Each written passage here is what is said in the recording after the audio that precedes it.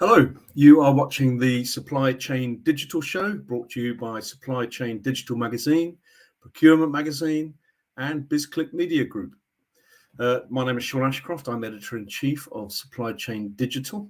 Now in this show, we bring you all the latest news, views, analysis, and opinions from the world of supply chain and procurement every 2 weeks, right here on LinkedIn, YouTube, and other channels.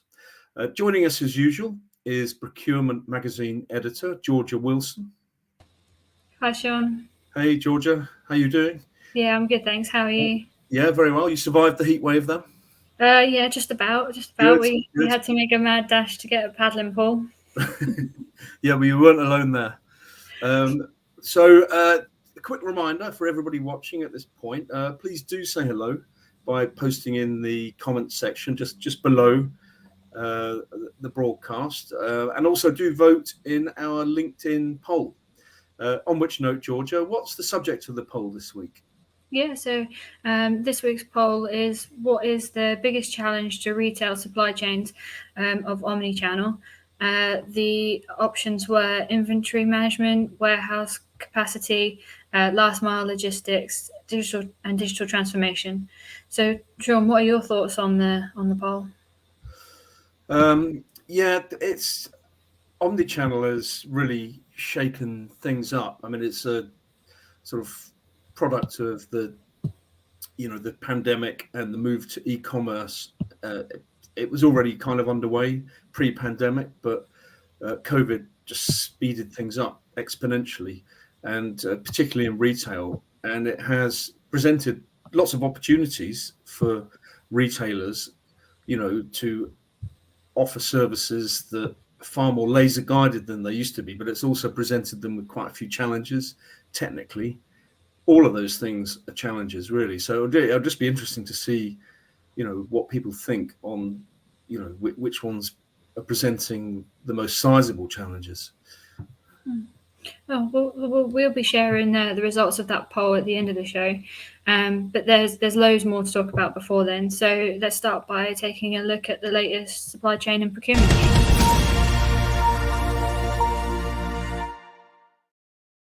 So, Sean, did you want to start? Yeah, sure, Georgia. So I'm going to begin by looking at a story published last week. I think it was. It's based on a Gartner report.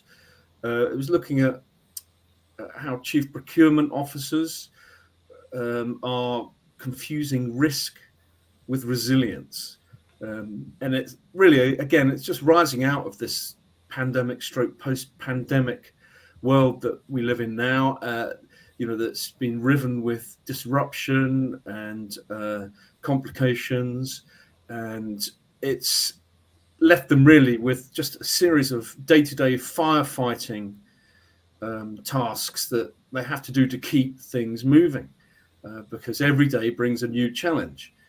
But of course, if you're focusing only on day-to-day challenges, then you are doing so at the expense of being more strategic and looking at more long-term goals, such as making supply chains more resilient.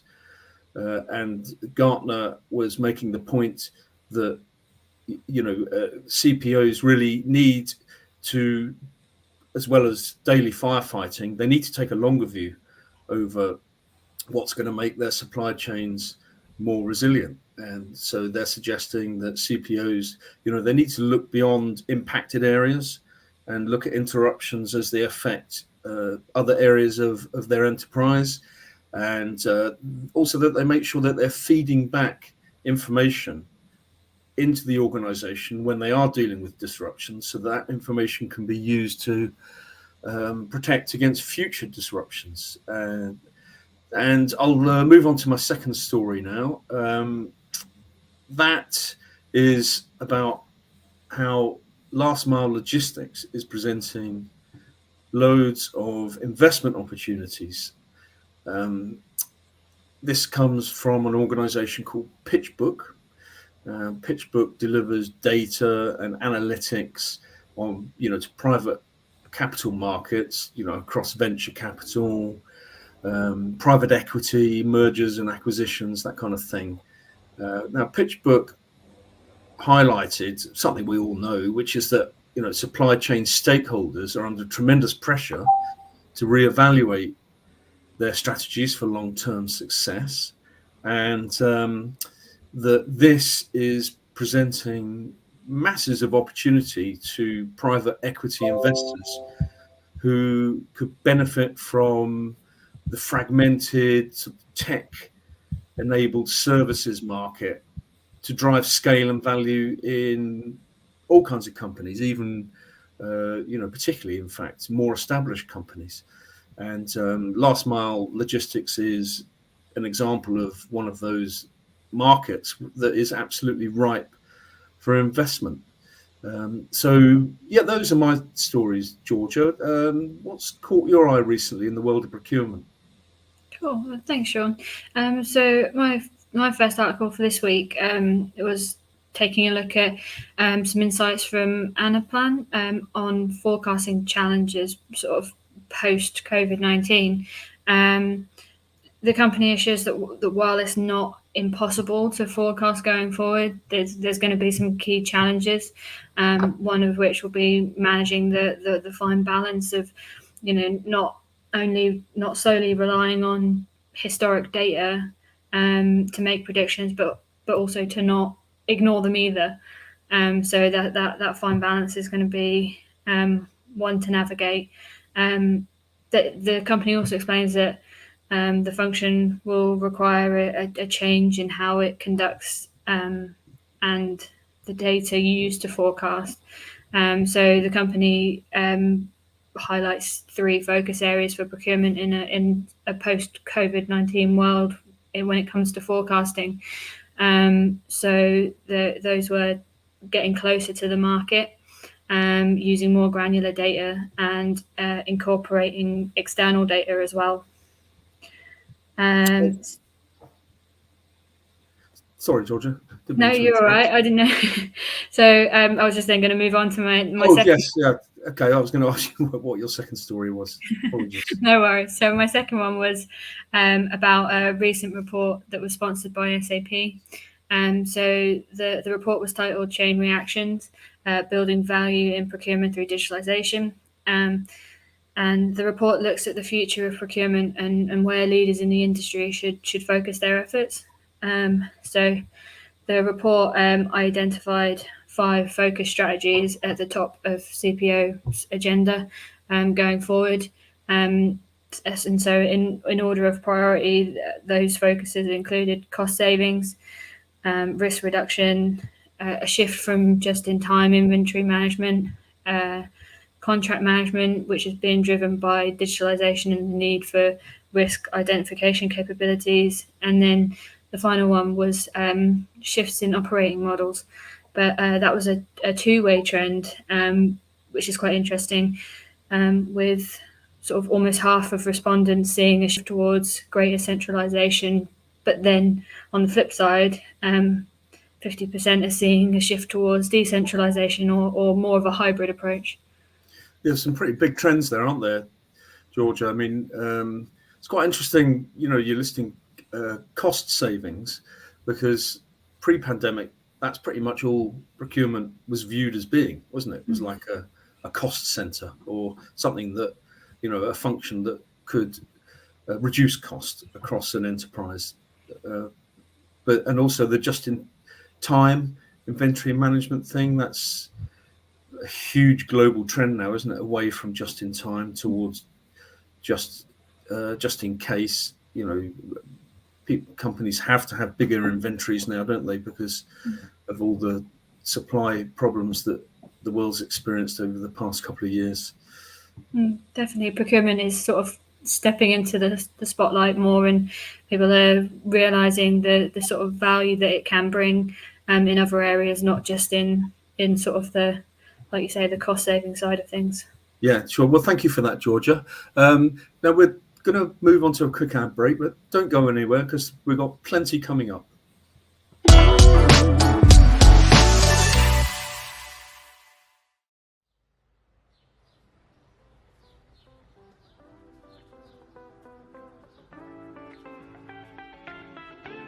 My name is Debbie Oram and I am Customer Account Director for AB InBev. My primary role is to ensure AB InBev have a single point of contact for all activity within EV Cargo. EV Cargo are a global logistics, supply chain and technology provider, managing supply chains for the world's leading brands. We offer dynamic solutions for global freight delivery, warehousing and distribution across more than 120 countries. EV Cargo's vision is to transform logistics into a technology sector. What does sustainability look like for EV Cargo? As a fundamental company value, sustainability runs through the veins of our business, with board-level accountability for delivering a clear and ambitious sustainability strategy built around 3 pillars: people, planet and profit. We have introduced packaging compliance technology to reduce paper and corrugate usage, miles travelled and carbon footprint. EV Cargo are a long-term strategic UK partner to AB InBev with more than 11 years association and being one of the largest key suppliers for AB InBev across Western Europe. Our headline sustainability initiatives in partnership with AB InBev include regional logistics hub close to Maygo Brewery, enabling factory efficiency and significant reduction in stock transfer road miles, as well as our recent investment in a Midlands logistics hub, optimising stock placement and customer flows. Working alongside AB InBev, EV Cargo have led the introduction of HVO fuel, a replacement for traditional diesel.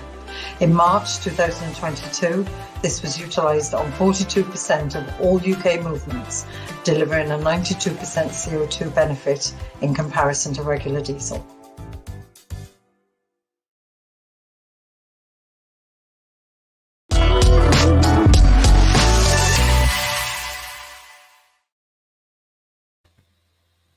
Welcome back. Still to come, we have the results of our LinkedIn poll, and we will also be taking a look at the latest issues of Supply Chain Digital and Procurement magazines.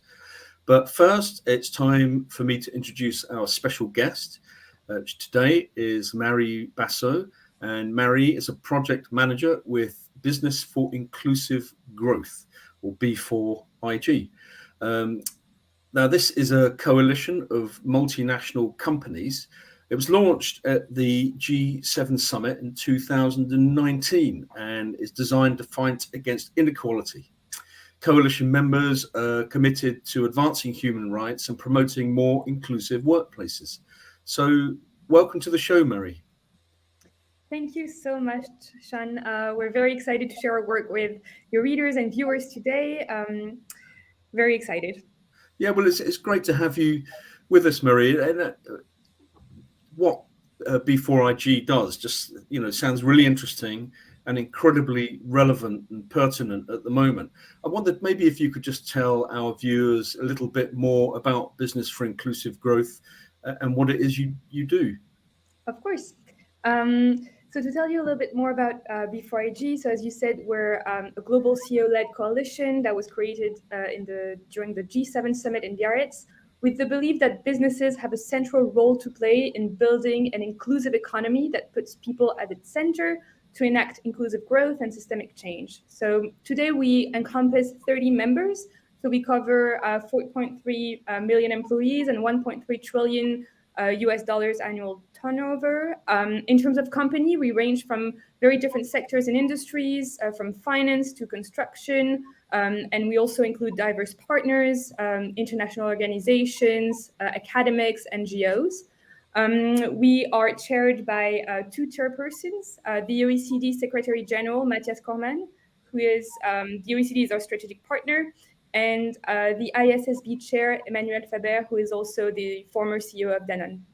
So we have a strategic vision through which we aim at building a more sustainable and inclusive economy within our operations through equitable work environments, for example, but we also aim at strengthening practices in our value chains and ecosystems, and to also share our learnings and amplifying impact across the wider business community, which is the reason why I'm here today. So as part of our work and our strategic vision and pledge to build inclusive supply chains, we've created a working group on inclusive sourcing in November 2020. in this work stream, we really thought that it was important for us to think about how most vulnerable members of society oftentimes do not benefit from job creation or progress towards fair wages to the same extent as we do and as others do. And so we thought that corporations really had a critical role to play in paving the way for more inclusive growth by implementing inclusive principles in their sourcing programs and living wages at every step of their supply chains. And so the questions that we had in mind while developing our tools was really how can companies help support and empower vulnerable workers within their supply chains. So we brought together this working group under the leadership of L'Oréal because they have a solidarity sourcing program that they have been having for at least 10 years. And so this work streams encompassed different companies, BNP Paribas, Danone, Keurig Dr. Pepper, Mars, and Pret a Manger, as well as Veolia.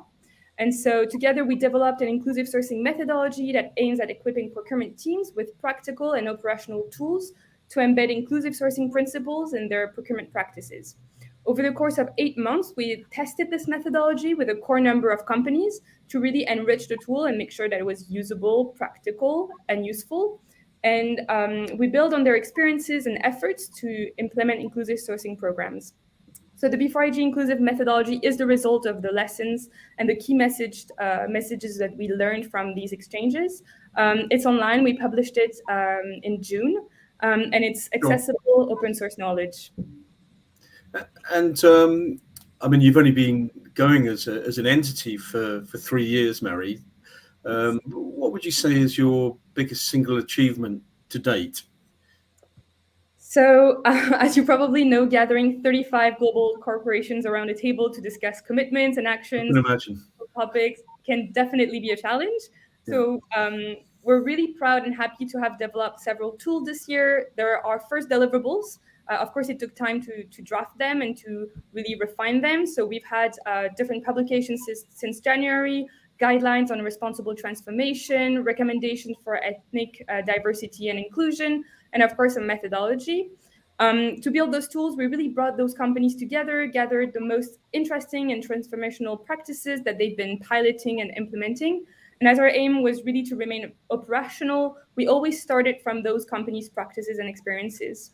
And maybe to come back on the inclusive sourcing methodology, the working group was particularly proud to develop guidance that is practical and adaptable to different sectors and really takes the user by the hand along the journey. So that was definitely a good achievement this year. Now, I mean, you do deal with organizations and businesses of all descriptions across all sectors and industries, but they're all faced with the same challenge, aren't they? Which is to be compliant on ESG issues, both internally and across their supply chains. What do you find is the most common problems that organizations come up against when they're looking to be transparent and compliant across ESG issues then, Marie? So one of the interesting points that we've noticed is that oftentimes companies will start working on a certain topic but won't take a public commitment to it yet because they don't feel ready. And so a challenge, I think, is having taking this bold commitment publicly and being held accountable for it by sharing transparent deadlines and goals to meet. But of course, there are other barriers that are difficult for companies to overcome, such as contextual challenges, economic and political crisis, of course, inflation right now is a big topic, and also organization challenges, I would say. We've noticed, for example, for the inclusive sourcing topic, that top management endorsement was really essential to roll out inclusive procurement programs. And it's not always easy to convince your top management that this is a priority. So that would definitely be another big challenge. I'm sure there are lots of big challenges ahead, aren't there, in this area for both for yourselves and for organisations across the world. Well, Marie, sadly, that's all we've got time for today. But really big thank you for coming on the show today. And we wish you and B4IG all the very best for the future. Many thanks, and thank you for having us. That's a pleasure. So now, before we dive into the latest issues of our magazines, maybe let's just say a quick hello to some of our viewers who are joining us today. So hello to Philippe from Mexico, and as usual, it's a sort of pan-international mix. We also have Nelson from Brazil, Mohammed from Saudi Arabia, and from Turkey, working in digital logistics, we have Ibrahim. And also we have a LinkedIn user from Peru. And we also have Hernan from Panama. So thank you all for joining us. It's great to have you on board. And let's move on now. So I think it's time to dive into the magazines, isn't it, Georgia? Yeah. Did you want to go first, Sean? Why not? Why not? So let me see. Yeah, I was chatting to Jonathan Kohlhauer, who's Global Supply Chain Strategy Practice Lead at UST. That's the digital transformation specialist. And Jonathan was actually speaking at our procurement and supply chain live event back in April in London.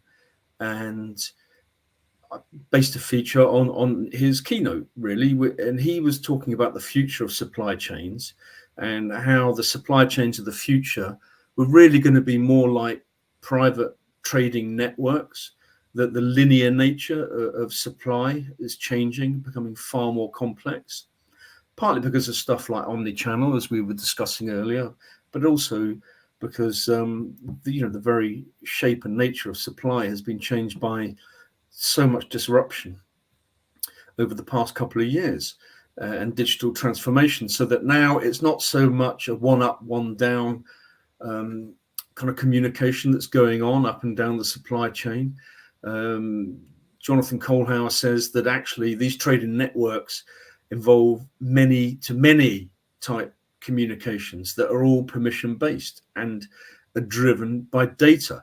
Now, his point is that if you're sharing data with rival companies across a supply chain, then that presupposes that you're going to want to share that data. And that is going to be contingent upon trust. So he said that companies, organizations are going to have to learn to collaborate and trust if these private trading networks are going to succeed. I do apologize, that's my phone going off. And as for my second pick, that is a look at how digital transformations in companies quite often fail. The failure rate is actually startlingly high as 40%. And this is because a lot of businesses and organizations don't view digital transformations the right way. And this is according to David Loosby, who is another of our keynote speakers at the last Supply Chain Digital Show. He's also holds a doctorate in behavioral sciences. And David was telling me that he goes into a lot of companies and helps them with digital transformation programs, and that a lot of them do fall by the wayside because too many companies view these programs as tech projects rather than people projects. And he said, but all these processes are people-centered. And if you don't put people at the middle of your digital transformation, it's kind of doomed. Or as he says it, if you don't involve the people who are going to be impacted by your digital transformation and impose it upon them, then guess what? You get lots of rejection. So that's definitely one for companies to think on. Georgia, what are you going to share with us from the July issue of Procurement? Yeah, thanks, Sean. So this week I've picked a roundtable between 3 leading companies in the procurement space. So that was Kissflow, Cievo, and PwC. So in the feature, the three executives discuss the ways in which organisations can sort of develop the right kind of culture in procurement, and what that means, and how it can drive greater value for the function. So some of the key sort of talking points from the feature included the drivers for the shift in workplace culture and procurement. So some of those key drivers included the pandemic, sustainability, technology, optimization, and agility. So, a lot of the common key trends that we're seeing at the moment. And then the other sort of key talking points were what today's workers want from the procurement function, which included flexible working and digitalization, and then what is actually considered to be the right kind of culture, and how it can be achieved. Yeah, that's a fascinating area you've looked at there, George. I mean, workplace cultures have just changed out of all recognition, haven't they? I mean, in every company, really. It's just a question of how much more they're going to change, I suppose, as time rolls on. Certainly, the sort of the pandemic and the disruptions that followed had definitely hit the restart button on a lot of ways in which organisations operate. Yeah, absolutely. Well, thank you for that, George. Why don't we move on to the viewer poll? Wonder if you could maybe just remind us of what the question was, Georgia? Yeah, so the question was, what is the biggest challenge to retail supply chains of omnichannel? And so the options were digital transformation as challenges. These are inventory management, last mile logistics, and warehouse capacity. Now the results are, I'll do it in ascending order. So people thought the least challenging of those options was warehouse capacity, 8%. Then came last mile logistics, 28%, inventory management, 31%, and digital transformation, 34%. Now that's quite interesting because warehouse capacity is sort of quite a way adrift of those other three. But my suspicion is that if you were to speak to anybody who's involved in retail logistics these days, they would probably have warehouse capacity at a much higher level in terms of the challenges it's presenting companies, because warehouse space is an absolute premium at the moment because of that boom in e-commerce. And that's still the case. There just isn't enough warehouse capacity to meet demand. But, I don't know what your experience of this is in covering procurement, Georgia. I mean, is this something you hear people talking about much?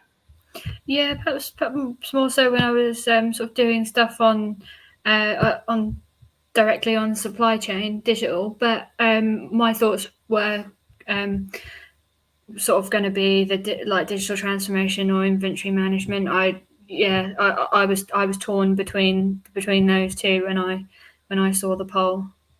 Yeah. Well, I guess digital transformation is just such a huge challenge, isn't it? Just like I was chatting about earlier, the failure rate is massively high, with or without omnichannel.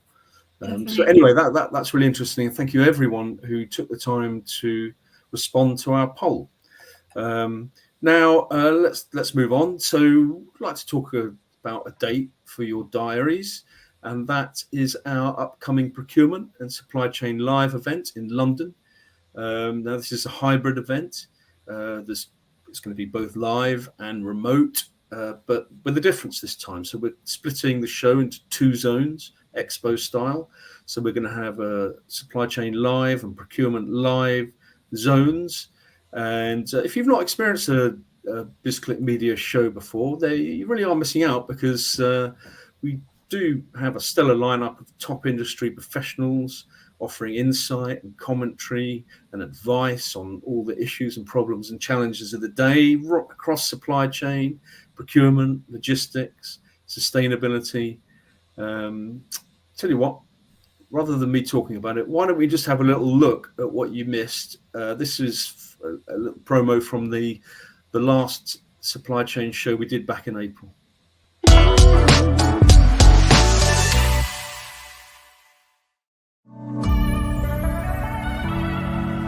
Welcome to day one of Procurement and Supply Chain Live. I hope you will enjoy the session this morning.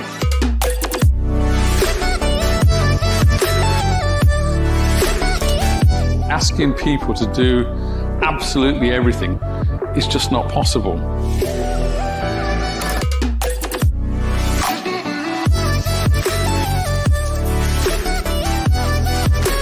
Harvard picked it up, and it's Harvard's first book ever on procurement. I don't think there is a provider out there who can provide best of breed in all of these different aspects. All procuring with government is complex.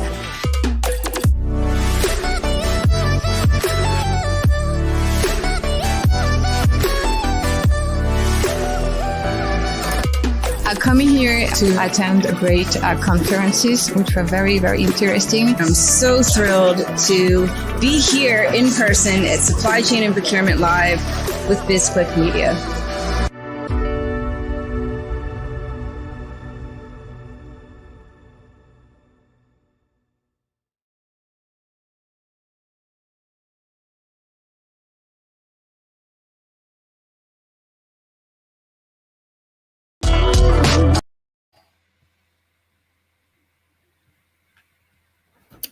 Well, can't wait for that one, Georgia. So just as a reminder, Procurement and Supply Chain Live London 22 will be held at London's QE2 Centre from the 12th to the 13th of October.